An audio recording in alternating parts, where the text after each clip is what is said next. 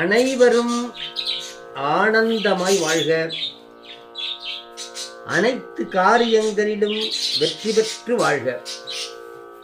மனிதன் வெற்றிகரமாக வாழ்வதற்கு பகவத்கீதையினுடைய போதனைகளை அறிந்து கொள்ள வேண்டும். பகவத்கீதை கூறும் முதல் போதனை, கலியுக மக்கள் மிகவும் ஆபத்தானவர்கள். எனவே யாரையும் உண்மையான நண்பர்கள் என்று எளிதில் நம்பாதீர்கள். இங்கு யாரும் அவ்வளவு நல்லவர்கள் இல்லை. ஏதோ ஒரு பயன் கருதியே உங்களிடம் பழகுகின்றார்கள் என்பது உண்மை என்று கிருஷ்ண பரமாத்மா பகவத்கீதையிலே கூறுகின்றார்.